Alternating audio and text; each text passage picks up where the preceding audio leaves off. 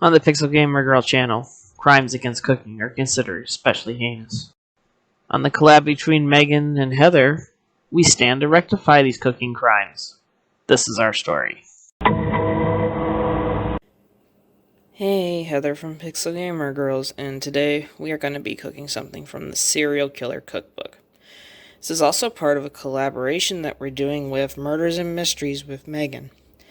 I'm going to put her channel in the description, and we will be making chicken parmesan with fettuccine Alfredo, which is the last dying dish wish of Ruth Snyder.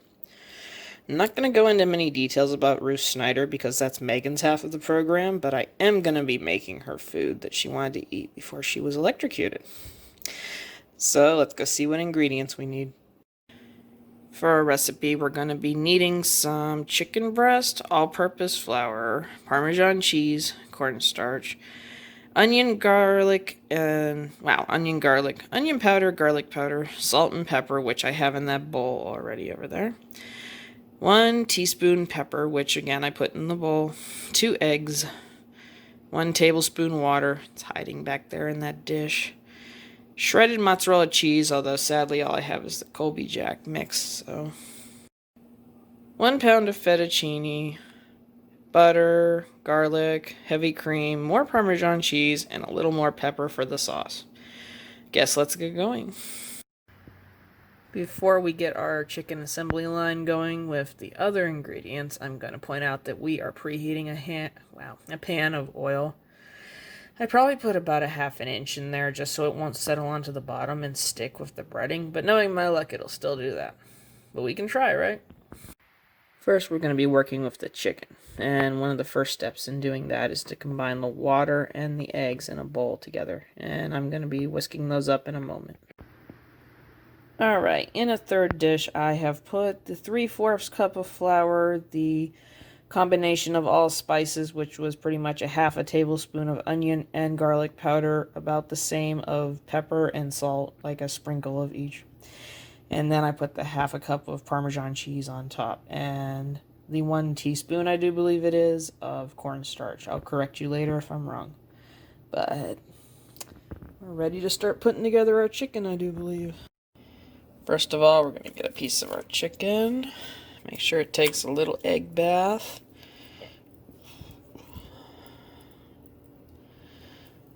Alright. Then we'll put it into the flour. I like to put a little bit on top and try to start getting it used to rubbing into it. So I want some of the cheese to stick too.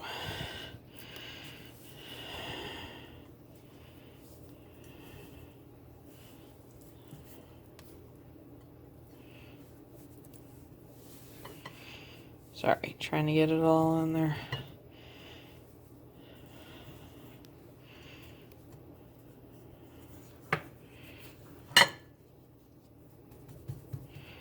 There we go. Coated piece of chicken will come over here and join its friend. I'll go get the last piece of chicken done off camera because one-handed chicken is really not fun. Alright, here I've got my 3 pretty coated chicken cutlets that we showed you dredging in the flour. Now what we're going to want to do is take them over to our hot pan and put it in. Sorry. We're going to want to do 6 minutes on each side according to our recipe. So let me get the others in and I'll show you the finished result. And here is our finished chicken that I cooked 6 minutes on each side, although this guy didn't brown up as much as his friends. But let's get going on that sauce. The Alfredo needs to be made still. To start off with our fettuccine, we are going to be boiling about 1 pound of it into this bigger pot. Now to be fair, I started in a smaller pot, but there wasn't enough room, so bad me. With our water boiling, we're going to start melting our butter in a larger saucepan. I can't talk today, huh? We're going to be putting in our garlic, and I'll show you when we put in the cream and stuff. We're going to let that garlic cook for a little bit. Once our garlic and the little tiny bit of onion I had left over that I added is done browning up and stuff. Wow, I spilled. I'm going to be adding in my cream, and it is going to be simmering for about 5 minutes, I do believe it said. Let me get this little fork. So I'll be whisking that up and letting it come down to reduce for a little bit and cleaning up that mess. Alright, now that the cream is in a nice simmer mode, I'm going to be adding in the Parmesan cheese. Since I'm pretty sure I probably need to stir that, I'm going to get off camera and stir this as I put it in. But I'll show you the finished result in a second. Now our sauce is way cheesier and gooey. And while we let this all finish stirring and marrying together, we're going to go over to Megan and see what she has to say about Miss Ruth Snyder. I'll be back though.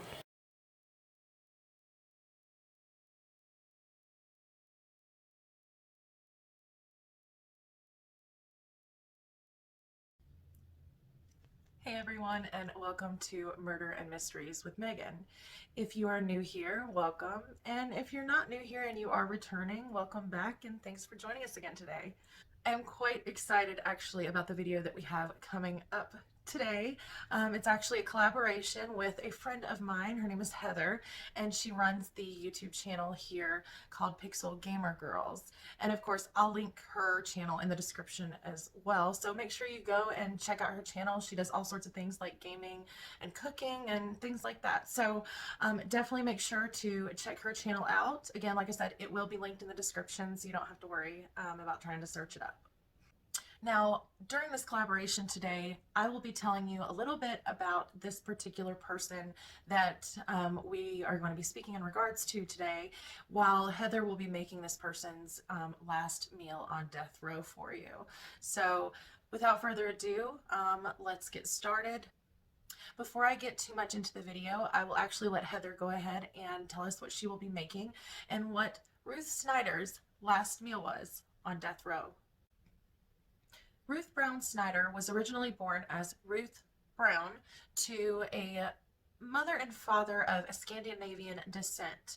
She was born on March 27, 1895 in Manhattan, New York. Now, her mother and father, as I had previously stated, were Scandinavian immigrants that came over to the United States. However, they changed their name upon arrival to seem more American. So originally, her mother's name had been Josephine Anderson, and her father's name was Henry Sorensen. Her mother was from Sweden, and her father was from Norway. Ruth grew up in New York City. However, her father's income did not provide the kind of life that Ruth always dreamed of. In fact, they lived a very tight, budget-filled life where anything special or extra was not something that they typically got. As Ruth grew up, she didn't like living this way. She didn't like not being able to have the finer things in life that she always wanted. So Ruth decided one day that her ultimate goal was to get married and have a family and look for a man that could give her these finer things in life that she had always longed for. So she made it her goal to become a housewife and have a family one day with a man who could provide her all of these things. So she learned to cook, she learned to clean, she learned to sew, she learned everything that she possibly could to make herself the perfect housewife. Now, as Ruth grew, of course, she couldn't find a husband right away. So as she's growing into this independent woman, she decided to get a job for a company in New York City called New York Telephone, where she worked for 2 years. During this job that she had in New York, this is actually during the time period that she would meet her soon-to-be husband, Albert. Now, Albert Snyder was an editor for a magazine called Motor Boating.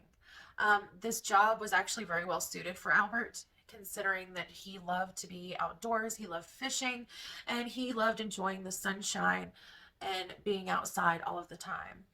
So Albert was known to be good with his hands, and he loved sports. Albert Snyder was 32 years of age at the time of meeting Ruth, while Ruth was only 19. Prior to meeting Ruth, Albert Snyder had actually been engaged to a woman named Jessie Gouchard. He was head over heels in love with this woman. He talked about her like this was the love of his life, and no one could ever compare to the love that he had for Jessie. Unfortunately, his relationship with Jessie came to an end while they were engaged. Jessie unfortunately died of pneumonia. So they never really got closure on their relationship. And before she passed away, it's not like things ended sour. So the love that Albert had for Jessie continued for many years after she had passed away. But being 32 years of age at this point in his life, Albert knew it was time to move on with his life, and he was actually looking for a wife. Now, while working for this telephone company in New York City at 19 years of age, Ruth was actually trying to get in touch with a manufacturer one day and dialed out the call and actually misdialed. And the person that she got a hold of was Albert Snyder. Now, this wasn't an immediate attraction between the two where they started talking over the phone, and the rest is history. In fact, whenever Ruth dialed Albert's phone number, he got pretty ugly and nasty with her on the phone for misdialing. Now, of course, Albert immediately felt regret. So in order to apologize to Ruth after finding out where she worked, he went down there in person to apologize in person because of how bad he felt about, yelling and screaming at her prior to that on the telephone call when she just accidentally misdialed. Now, Albert was a man who wore glasses, had curly hair, and he was 13 years older than Ruth was. So she didn't have an immediate attraction to Albert. However, he immediately was enamored with Ruth. Ruth was a tall blonde with blue eyes and was quite a good-looking woman. So he was immediately taken aback and was enthralled with learning more about this Ruth that he had met. So after they meet the first time, after Albert apologizes, Ruth and Albert begin talking on the phone on a regular basis. In fact, Albert would call her work and they would talk on the switchboard as well. After speaking for only a few weeks, Albert actually offered Ruth a position at where he worked, and Ruth saw this as a step up. So, of course, she happily accepted. Shortly after accepting the job that Albert had offered to Ruth, the two of them began dating. Now, Albert, of course, had been engaged before. He was an older man, and it wasn't uncommon for men to have sexual relationships before they got married. But women, on the other hand, it was not common, and it wasn't seen well by the public at those times for a woman to have sexual relationships before marriage. So Albert was sitting there trying to get Ruth to have a sexual relationship with him prior to, anything serious while they were still dating. And Ruth told Albert, no, I am not going to lay with any man until my wedding night. Eventually, Albert ended up proposing to Ruth. But now, before they could get married, Ruth wanted Albert to change his last name. Now, remember when her parents first came over, they changed their last names to Brown to be more American. She wanted Albert to do the same thing. Now, you would think Snyder, that's not a really weird name, but okay. So she wanted his name to be changed from Snyder, Schneider, to Snyder, Snyder. Big change, right? Well, he happily obliged, and he's changed his last name from Schneider to Snyder. And the two ended up getting married. Now, between the years 1917 and 1918, Ruth and Albert had a daughter together named Lorraine Snyder. However, their marriage and their relationship was not as it appeared to everyone on the outside. Behind closed doors, Albert was still dealing with the loss of Jessie Guichard. He was, like I said, he was always in love with this woman, and that never stopped until the day he died. He insisted on hanging a large portrait in the home of Jessie that he had done. He wore a little pin around his cuff of his jacket that had the initials JG on it for Jessie Guichard. He even named his boat that he had after Jessie. Of course, this in turn made Ruth very jealous of of Jesse and the fact that he was still so in love with her. And Albert never had any closure on this relationship, and so he never really had dealt with the loss and the pain of losing Jesse. Other issues that were in their marriage was also the 13-year age difference that the two of them had. Now, Ruth was still young. She wanted to go out. She wanted to enjoy life. But Albert was interested in reading and art and poetry and all of these types of things that Ruth found quite boring, actually. Of course, all of this stress and all of these issues just intensified further the issues that the two had while they were married. And when they had their daughter, adding that to the mix, having a child when you're already having issues in a marriage or in any relationship is not typically a way to save the relationship.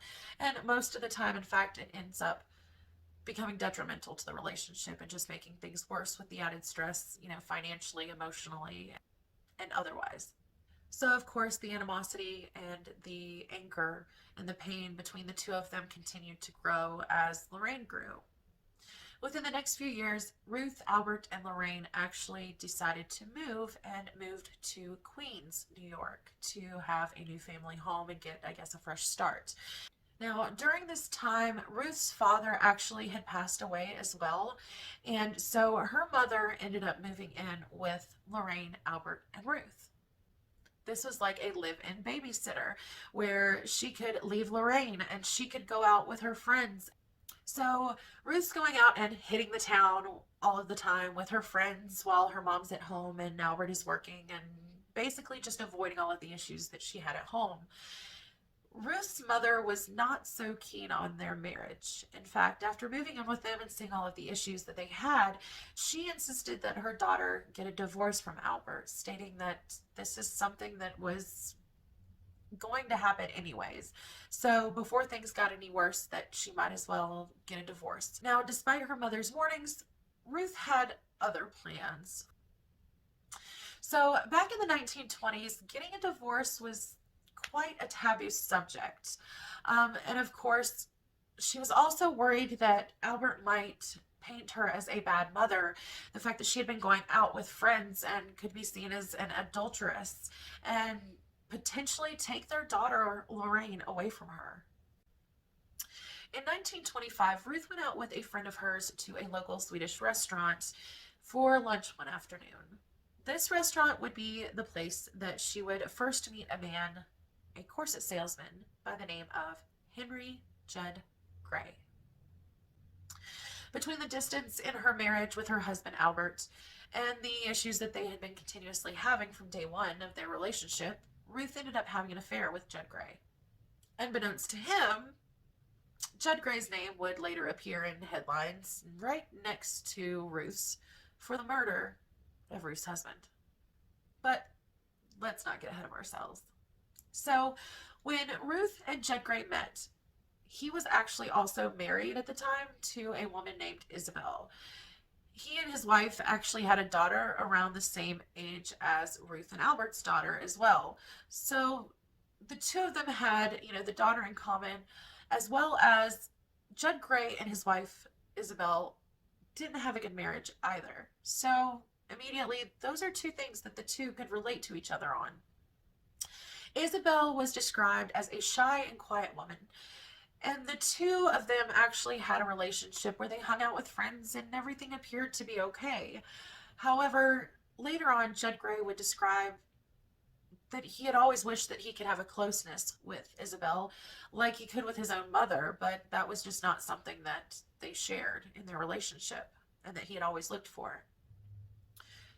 So with these things that they had as a commonality between the two of them, Ruth and Judd Gray ended up immediately connecting with one another.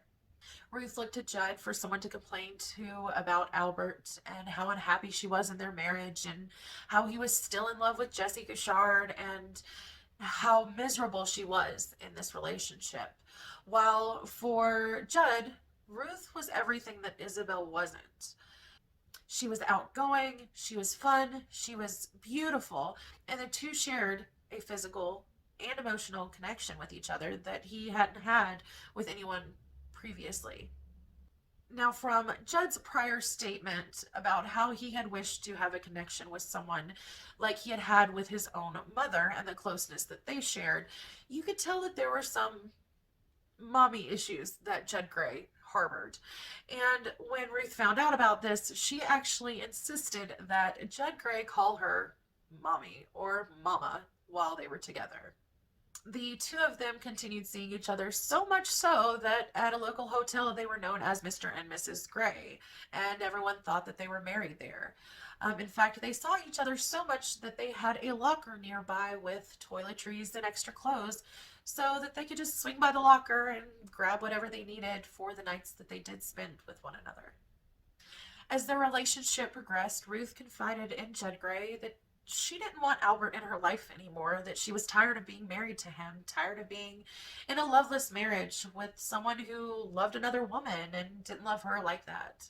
Now, Ruth would later state that it was Judd Gray's idea then at that point to get a life insurance policy out on Albert so that, if anything had happened to him, that she and Lorraine would be taken care of. However, Judd would later say that this was all Ruth's idea and he had nothing to do with it.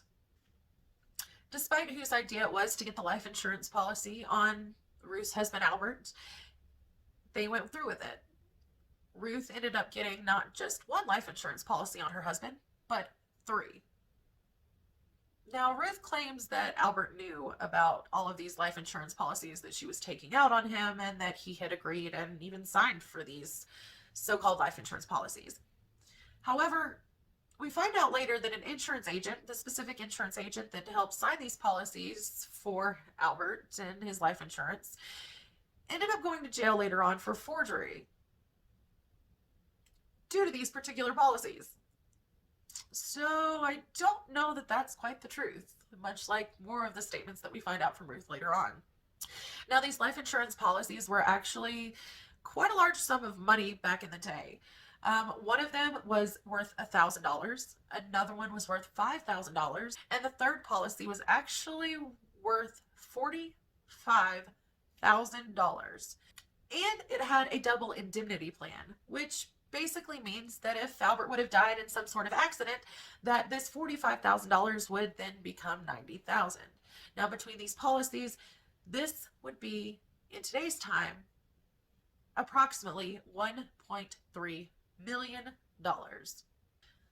So, of course, now with these insurance policies in place and her worry that if she got a divorce that he would take Lorraine from her, all of these things culminating, Ruth decided to plan to kill her husband, Albert. Now, Ruth would admit later to Gray that she tried to kill her husband, Albert, 7 different times and failed each of those times before.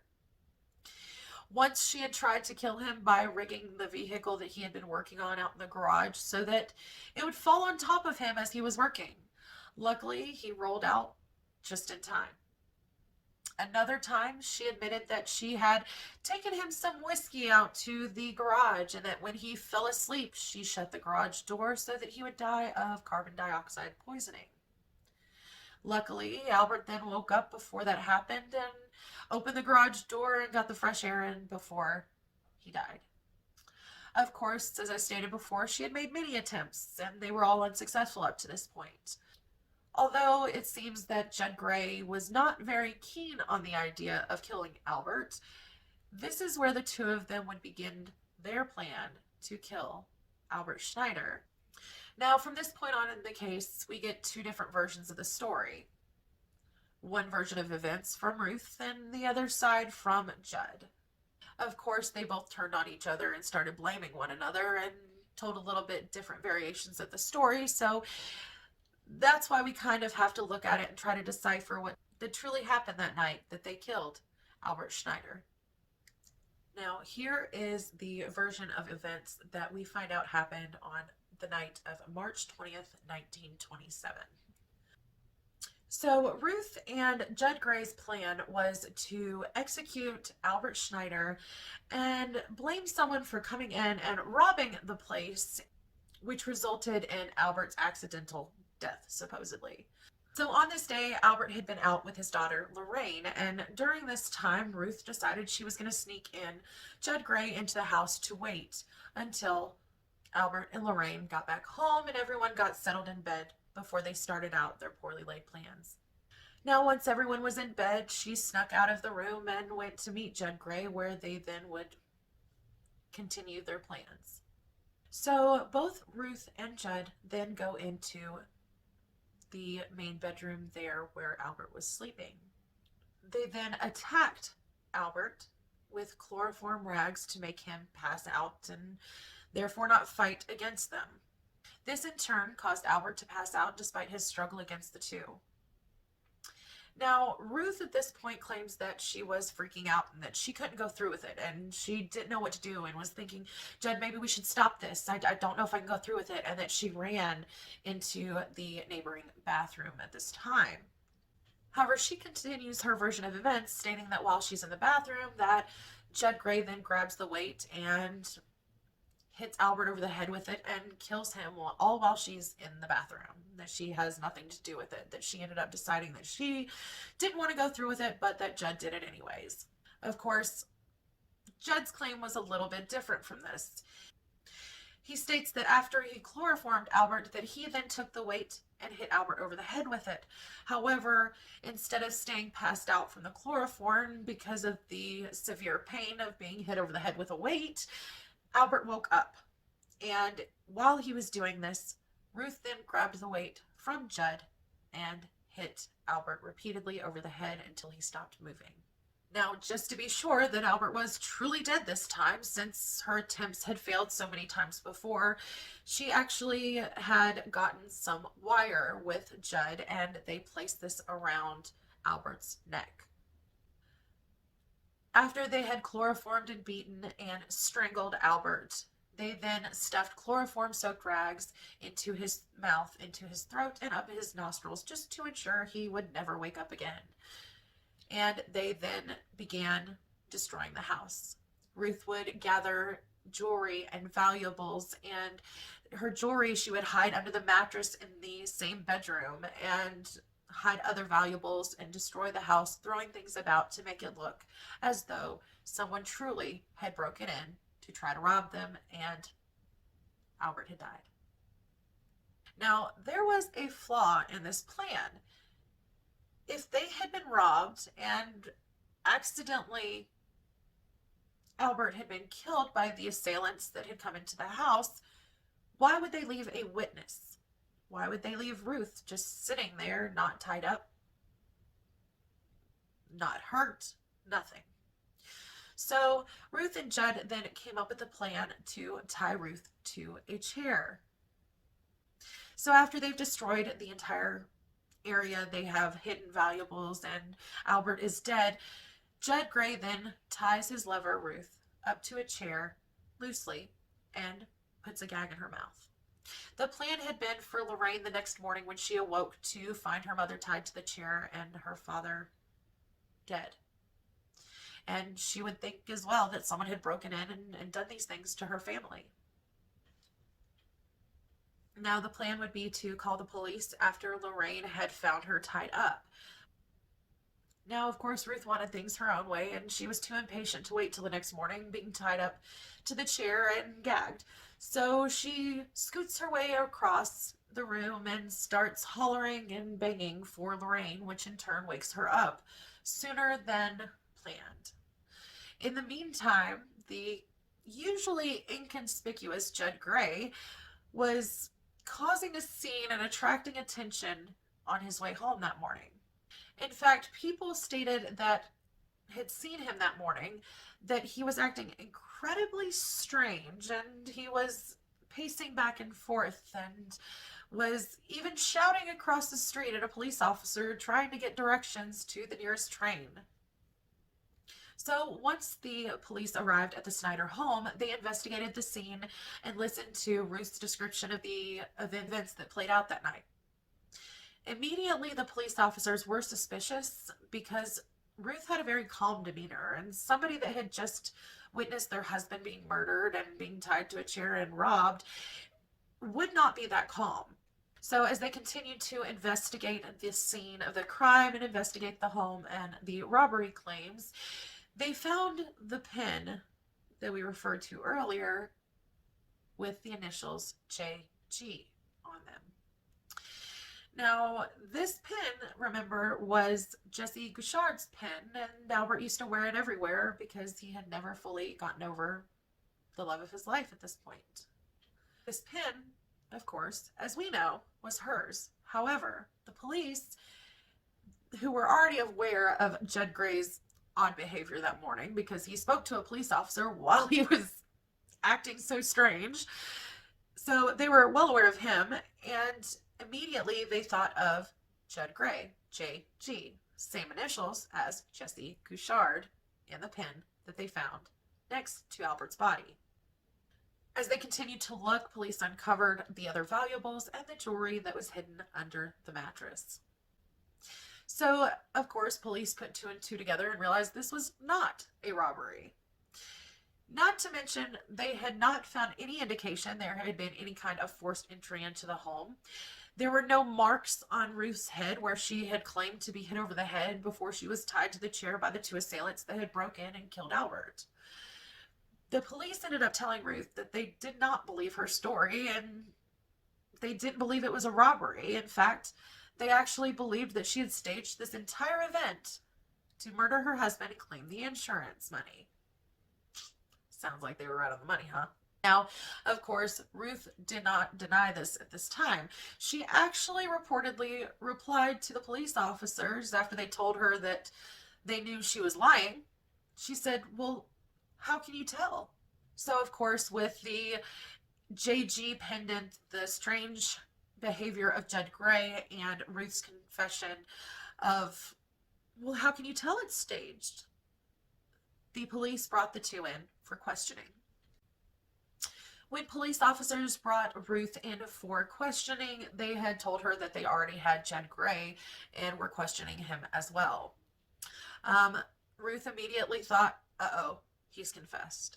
So in turn, she threw him under the bus, and she would even go on to tell the police that Judd Gray had hired a hitman to kill Albert before this attempt tonight, but that the hitman had failed as well.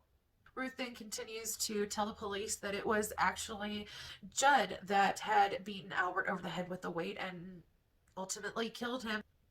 She told the police that Judd Gray had pushed her into killing Albert. Now, in the meantime, Judd Gray is giving his version of events and saying that no, in fact, it was Ruth that was the one that pushed him into this horrible act of violence, and that it was because of her that they staged this whole night. In May of that year, the 2 were actually set for trial for the murder of Ruth's husband, Albert Snyder. During the trial and hearing both Ruth and Judd's versions of what happened that night, even though their stories contradicted each other and blamed each other, it was said that the jury and the judge alike, and even the public, seemed to side with Judd more than they did with Ruth. In fact, they said that Ruth was like the serpent or Eve in the Garden of Eden. So in turn, her scenario and her story of events was not widely accepted as the truth, and Judd seemed to be a bit more honest, I guess you could say. In fact, Judd's lawyers ran with this. When people, called out Ruth and said, oh, she's a lying snake, she is making this all up, and she forced Judd Gray into this, and that's why he killed Albert Snyder, and all of these things, that Judd was really an upstanding man. An upstanding man would kill his mistress's husband? Not so sure about that, but they rolled with it. His defense rolled with that, and of course painted him as a good man who made a mistake and would accept his punishment and take fault for what he truly did in this awful crime. Both Ruth Brown Snyder and Henry Judd Gray were ultimately found guilty for the murder of Albert Snyder, and they were both sentenced with the death penalty. This was such a big ordeal because Ruth would be the first woman executed in New York since 1899. On January 12th of 1928, Ruth Brown Snyder was executed only 10 minutes before her lover, Henry Judd Gray. This was by the electric chair.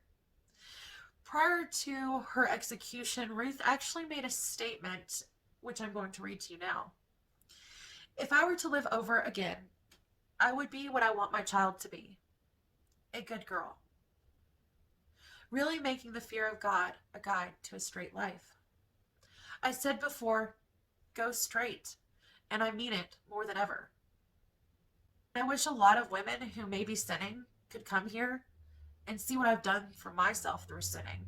Maybe they would do some of the thinking that I have been doing for months, be satisfied in their homes, and stop wishing for things that they couldn't have. Stop wishing for things they should try to get along without when they can't have them. Maybe there are women who have nice homes and husbands who can do the best they can for them, even if they don't like their husbands, and they could bear it, if only they can make up their mind that everything can't be perfect. During her execution in the electric chair, a photographer, Tom Howard of the Chicago Tribune, who was also working with the Daily News at the time, that was also owned by the Tribune, snuck a camera in on his ankle. Now, this camera attached to his ankle, he ended up taking a photograph of Ruth as she was being executed. This image that he was able to capture was quite blurry. However, it was a gruesome display of the end of someone's life that the public had never seen before. In fact, the particular camera that he used to take the photo of Ruth Snyder during her execution ended up in the Smithsonian National Museum of American History. After her execution, Ruth was then buried at the Woodlawn Cemetery. Her stone would only read two things.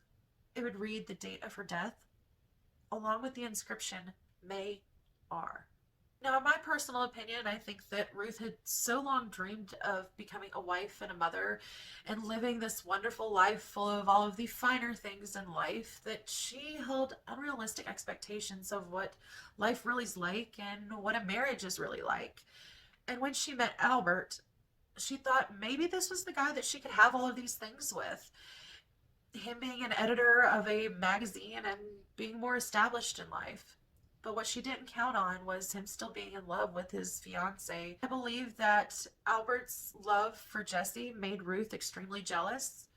And of course, she wasn't having all of the fun and the excitement that she had imagined that her life was going to be. And so she started looking for satisfaction outside of her marriage, going out with friends and having an affair and all of these other things that she was doing. And this is when she met Judd. And of course, he was into all of the same things that she was. He was having issues with his spouse like she was. They both had daughters the same age. And they were both looking for things in their relationship that they never got and were searching for outside of their marriages. I think that Ruth was also scared of losing her daughter and society finding out about her being an adulteress. I think that the idea of murdering Albert and cashing in on what would be in today's time a $1.3 million life insurance policy was quite appealing to Ruth because it would take care of all of those problems. But despite what Ruth was feeling or her reasoning, I will never understand, and I don't think any of us can understand, why not just get a dadgum divorce?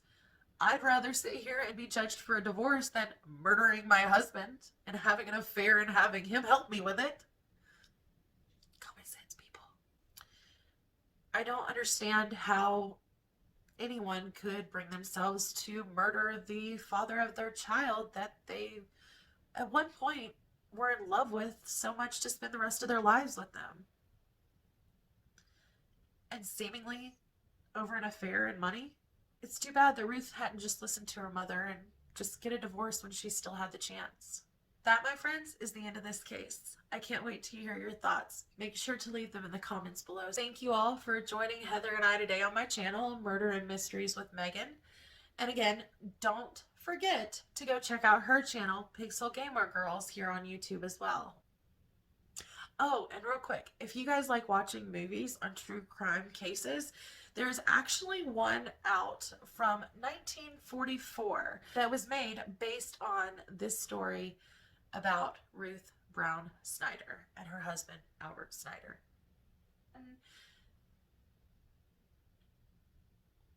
Anyways, make sure to hit the like button, hit the subscribe button, and make sure to ring that notification bell so that you're notified every time that I upload a new video or any future collaborations that I may have coming up on my channel.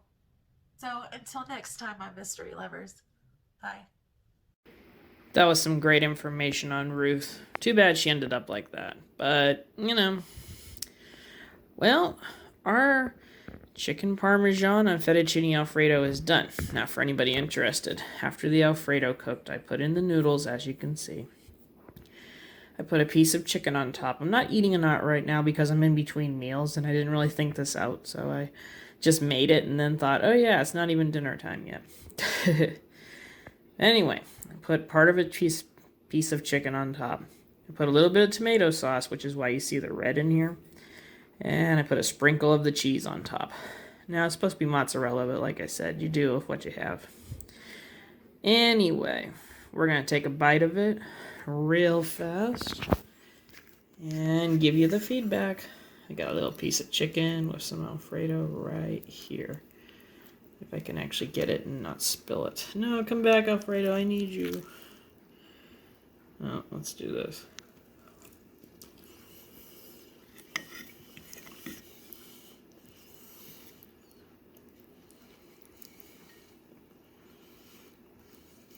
Cool.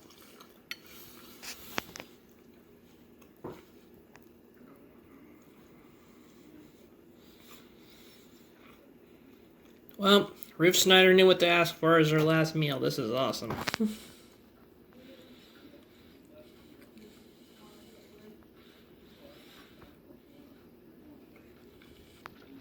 Sorry, had to swallow it. No, that is actually really, really good.